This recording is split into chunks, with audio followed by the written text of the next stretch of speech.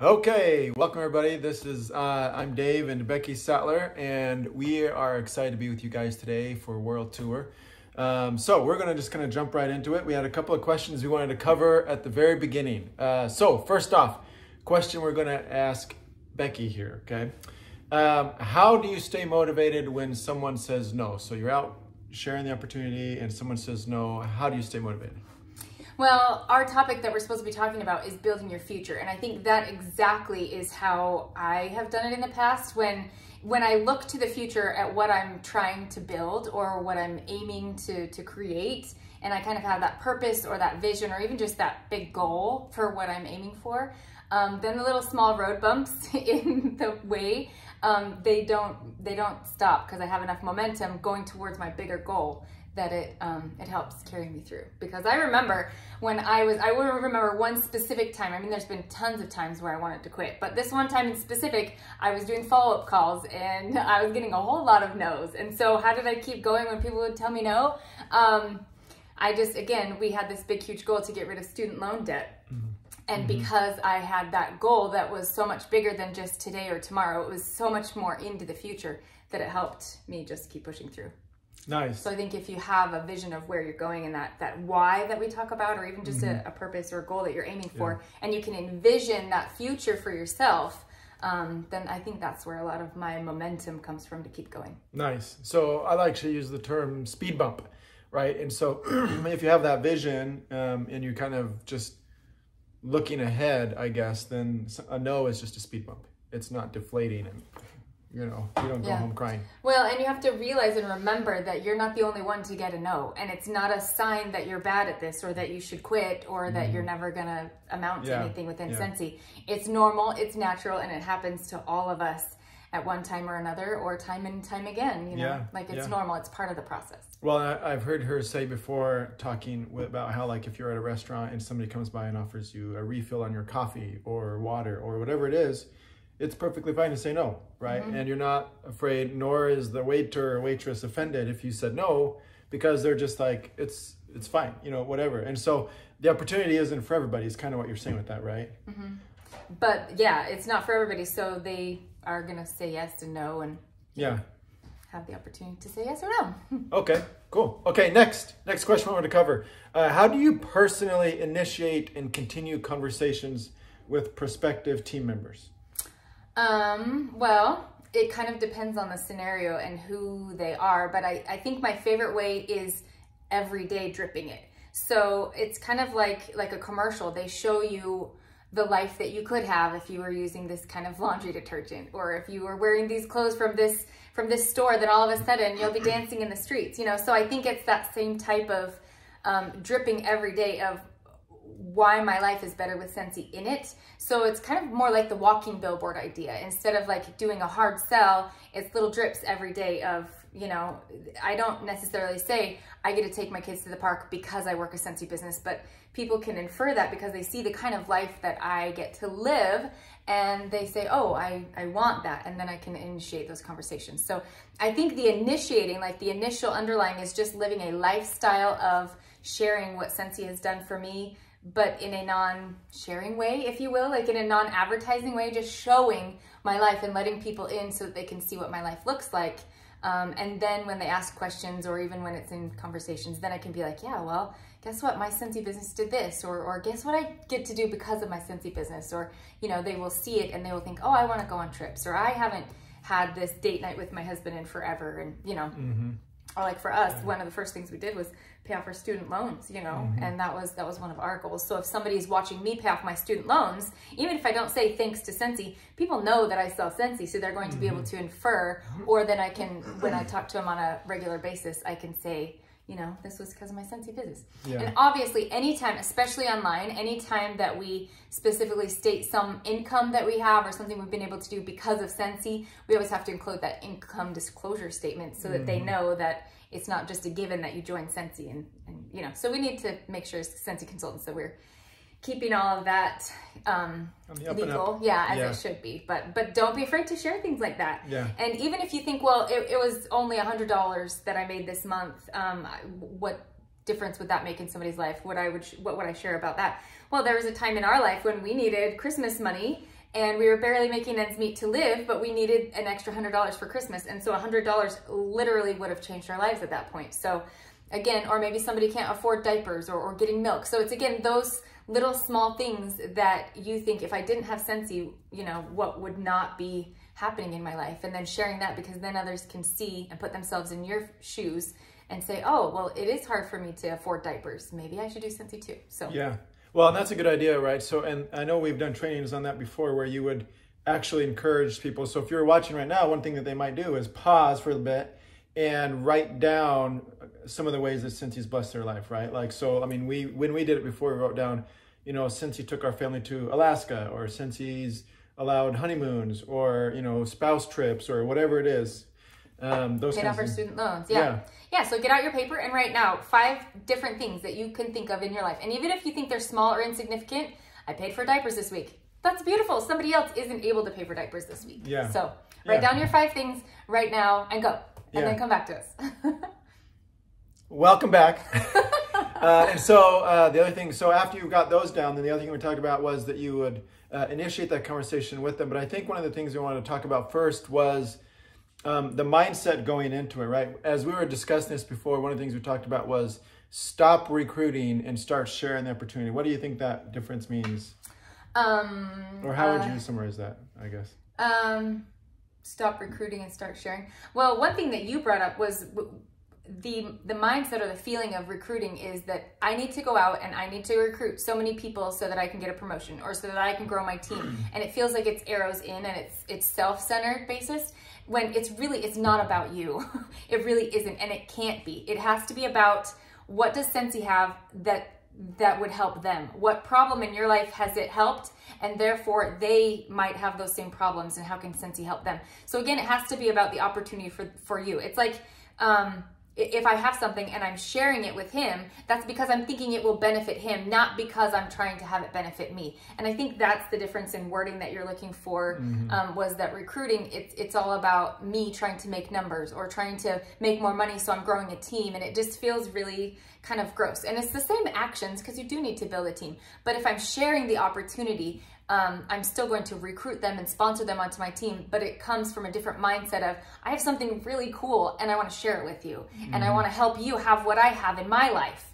And then it totally changes everything in the way that you approach it as well. Well, yeah, and I think that's a way to avoid kind of the reputation sometimes that people in direct selling will get, right? Because if you're just out looking like a parasite for anybody that's a human body, right, that could potentially help you reach a particular rank or whatever, that's one thing. But if you're out there trying to say, hey, I've got this like super cool thing that I want everybody to have, who could have it, right? Then the reality is like everybody, right? Everybody. So, yeah. And when I put on, I teach my team that you put on your recruiting glasses, and with those, the same opportunities are in front of you, but if you don't have your glasses on, you just can't see them. You're not focusing on those things. So if you put on your recruiting glasses, then you see those opportunities all around you. And when you see an opportunity, which you'll see in every single person that you meet, you'll be able to see in them something unique that is uniquely their talent or their special God-given skill that just sets them apart.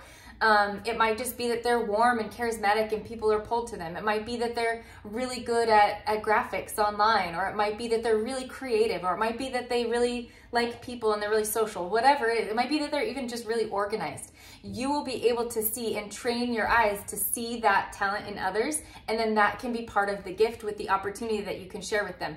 This is a great opportunity. Scentsy itself is amazing and it's great. And you would be great at it because this is how you can fit in. This is what you bring to it, because you're awesome at this. And then it's just the perfect little pairing. And then even if they say no, or if they're not ready, they feel good about themselves. You feel good about yourself. You've made the world a little bit brighter, and you never know. That will stick with them, and that will help them kind of, think about maybe joining later. Yeah, exactly, right. And then it won't feel spammy, and it won't feel bad. Well, and you would add to that the nugget stories, the little short stories that you had, or like a one-liner about how Scentsy's blessed your life, right? Hey, Scentsy sent me and my family to Alaska. I think you're such an outgoing person. You would be awesome at doing something. That's why we had them write their list of 5. So remember to put those 2 together, your list of 5. And you don't have to give all 5, but just pick something from that list and combine it with why they would be great. This is what it's done for me, and you'd be great at Scentsy because this. So come on over. That's as easy as it has to be. Yeah. And so if somebody says no, you're like, okay, Yeah. And then you got to give them a compliment for free, Yeah. right? Yeah. Yeah. And so, okay, next. So now here's another question for you, right? So do you have to recruit to, well, how do I say that? To build a future with Scentsy? Yeah. Okay. Well, that's a great question. For the future that I envisioned, remember how I said you had to start with that vision of what you're even aiming for? For my future with Scentsy, I definitely had to. But it depends on what your future is. Remember that Christmas that we needed $100? Yeah. I could sell enough, even without a team, to be able to make $100. So if that's all that I was going for, and I didn't want to lead a team, and I didn't really want that responsibility, then that's totally fine. And that's a beautiful thing to have on our teams as well, is people that just love the product and want to sell it to friends and family and buy for themselves, and that's fine too. So if that's what your future with Scentsy looks like, we welcome it. Come on in. But if you're somebody that wants something bigger, or has big dreams, or has this big, huge vision of what Scentsy could do, even if it kind of has to grow over time, then 100% you can't do it by yourself. You can't possibly sell enough to create the life that you really want and could have. Yeah, so I'm going to throw in an analogy here, right? So I coached soccer for my daughters years ago, and I hadn't played soccer for a while. Let's just leave it at that, right? A decade, maybe even 2. But in my head, what I told myself was, if I can get my kids to spend more time on their side of the field, then odds are that we're going to get something in the goal box. And so the same thing goes with the Scentsy compensation plan, right? As a lead, I think you can you can get paid 3 different ways, right? Your own PRV, PWV, and then something else. Lead right? would be paid on your team. Yeah, your team. And so, but as you go up, eventually there's more and more ways that you can get paid. So the reality is, if you get promoted, then you just open yourself up to get paid on all those different ways, right? And obviously, the bigger your team is, the more volume you get paid. Yeah. It's kind of like if you are the manager of a store, and your store does really well and sells a lot, and you have a good system for keeping everybody happy and trained and working well, then you as the store owner would get a bonus or whatever, So it's kind of like that. The bigger we grow our teams, and the more we help them to perform well and live to the best of their potential, and then keep sharing it, the more it can be multiplying for our income as well. Because then you're not just 1 + 1 = 2. I sell this, I make this. Then you get to multiply your efforts. Yeah, and a few years ago, we set out and we did some analysis on where our paycheck comes from, right? And I think it's now, you said 95% of our Well, that was in 2016. I don't know what it is now. But yeah, okay. The huge chunk. Yeah, so our paychecks continued to increase, and the percentage of PRV was actually, our PRV actually stayed relatively the same, right? So we're still producing, still selling the same amount of PRV, and our paychecks are going up. But the percentage of our paycheck that came from PRV kept going down. Because we were being paid more and more and more on our team as our team continued to grow, and then they grew more teams, and they grew more teams. And that's the beauty of the multiplying part of our compensation plan. Yeah. And what's the quote? Sales is money for today. Yeah. Sales is money for today. Parties is money for tomorrow. And building a team or recruiting is money forever, for the future. Yeah. So if we're talking about building your future, then realistically, that would have to include growing your team and figuring out how to recruit and sponsor and train and keep them happy and moving forward as well. Yeah. And we looked up an old, what's it called? Income disclosure. And it had the average commission check for a certified consultant was $676 for the entire year. And the average commission for a lead consultant was $3,237, right? So 676 to 3,237, right? So that's significant, right? There's a whole 2,000 some odd dollar. I'm not a mathematician. $2,500 extra in there, and you can do a lot for growing your team. Yeah, exactly. And for leading your team and for helping them. We don't get paid simply for having a team, but basically it's our leadership bonus. That's even what it's called for us, for helping them to live up to their potential. Yeah. So, okay. Now let's talk about building your future, right? So this is called building your future. When you use that, when we talk about build, what does that mean to you? When you hear the word build and we're talking about building your future, what comes to mind? Well, you have to see what you're wanting to build.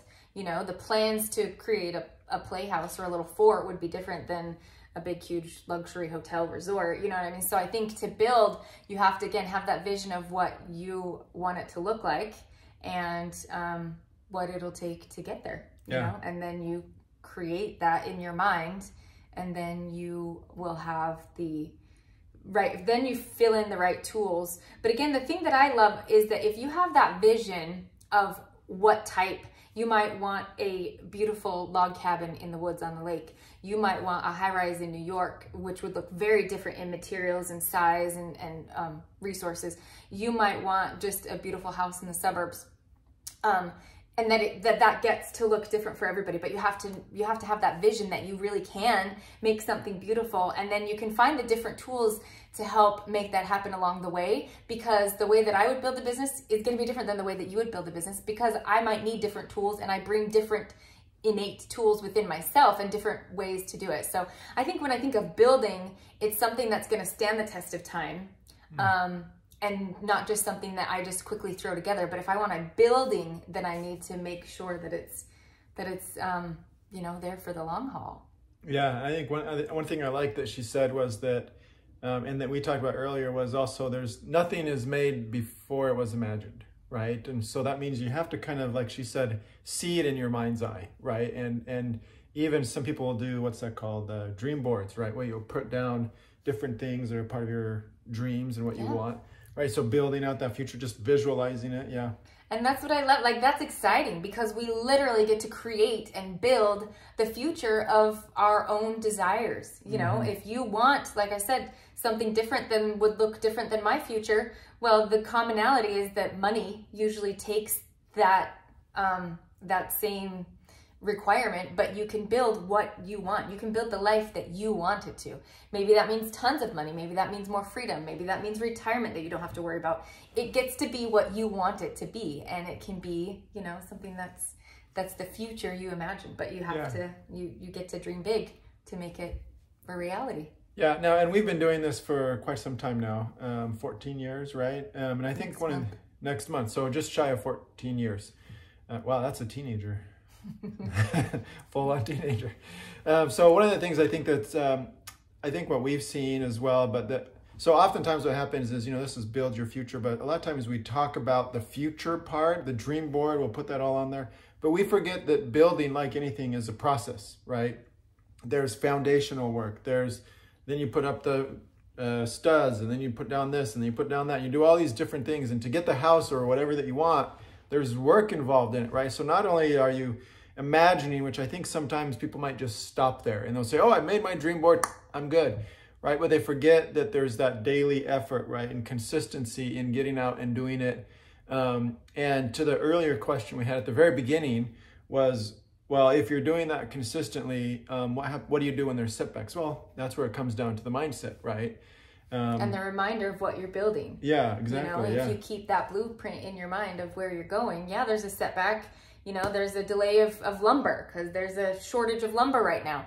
Okay, well, we can now deal with that. We don't just give up the project because we still have the goal of this beautiful building that we're making. Yeah. You know, and I think that's the same thing with our business.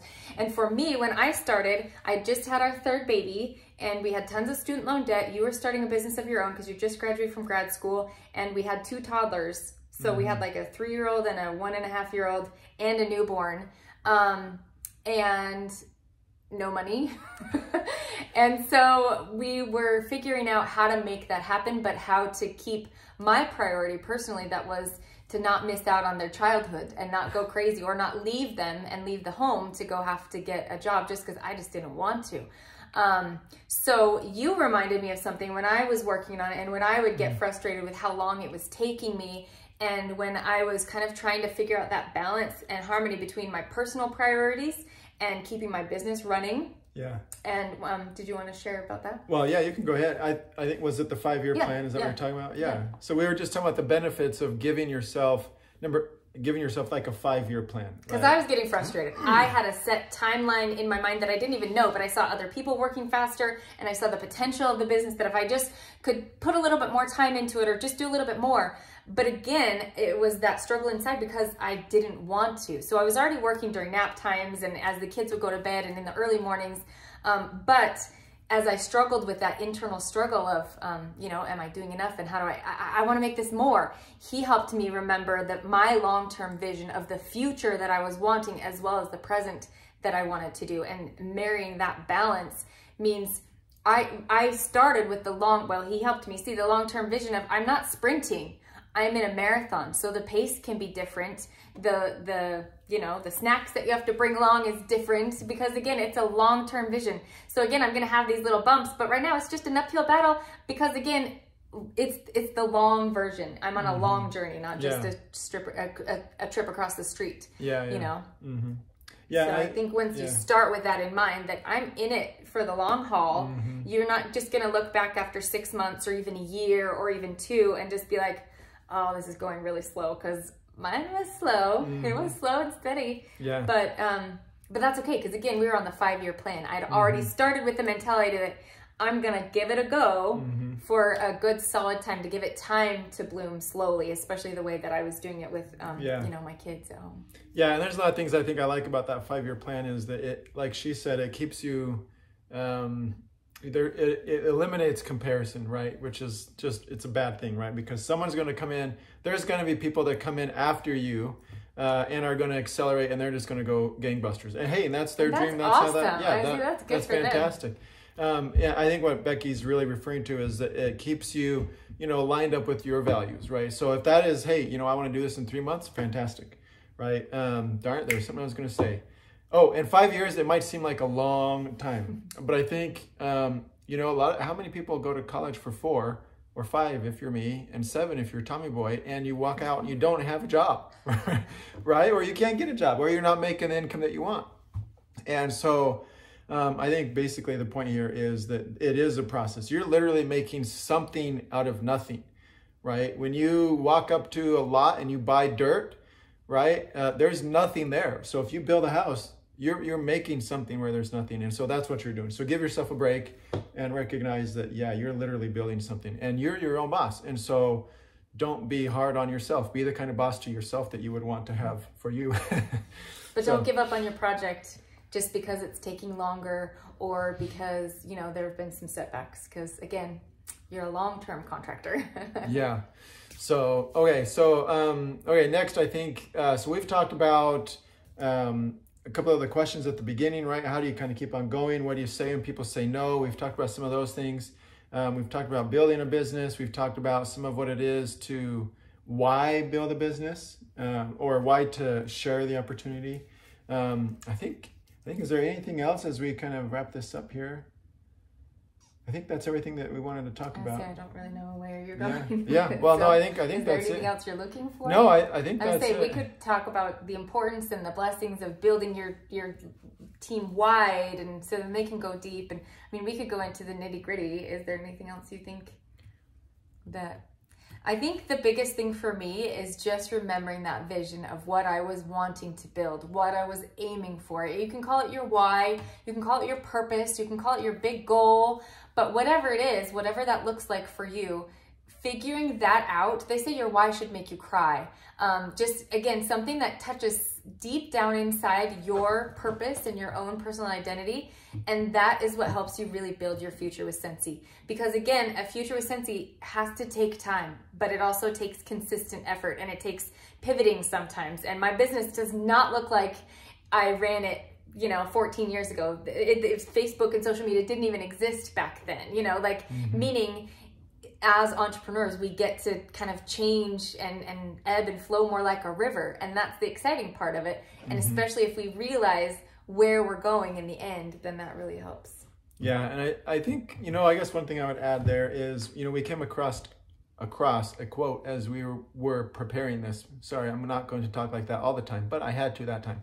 Was that you become what you build, right? And I think recognizing that, you know, anything that you want to build is going to take time, right? You have to put a hammer and nail to the wood eventually. And so if there's parts of having conversations that are painful or that are nervous, then practice with somebody. You know, call up your upline, downline, friend, neighbor, whoever. Talk to a dog if it scares you and you can't talk to a person yet. Yeah. Practice on your dog. They're good listeners, you know? We all went through COVID, so now we all have dogs, right? And so practice with your dog. And, but yeah, so do that, whatever that is, that will help overcome, because we can talk about, as we did at the beginning, you know, how to have a conversation with somebody. But at the end of the day, you want to do something that feels good to you, right? And makes sense to you, so that you can sleep at night and feel good about what you're doing. So I had a couple other things I was going to say there, but I forgot what they were. So anyways, we're in this with you guys. Thank you so much for lending an ear to our comments. We hope you enjoy the rest of World Tour. And feel free to reach out if you ever need some help, thoughts, questions, or anything like that. So in summary, figure out what your purpose is. What is your big why? What are you aiming for? Even if it's 20 years down the line, what's your big dream? What's your big goal for this? And then figure out how you can help share that opportunity by creating your list of at least 5 ways that Scentsy has blessed your life, or 5 positive outcomes. And then practice training yourself to see the unique talents in others and why they would be good at Scentsy. And then just start sharing. Even if they say no, that's okay. Our job is to just simply invite and share, and then let them decide. So don't decide before and be like, oh, they wouldn't be very good. You never know. You never know. So anyway, here's to building beautiful futures with Scentsy. I love that it's in our hands and we get to truly decide what we want to make of it. And that the future is bright and the potential is good. And even if you have to pivot a little bit, it's worth it. So nice. Awesome. Thank you. Take care, guys.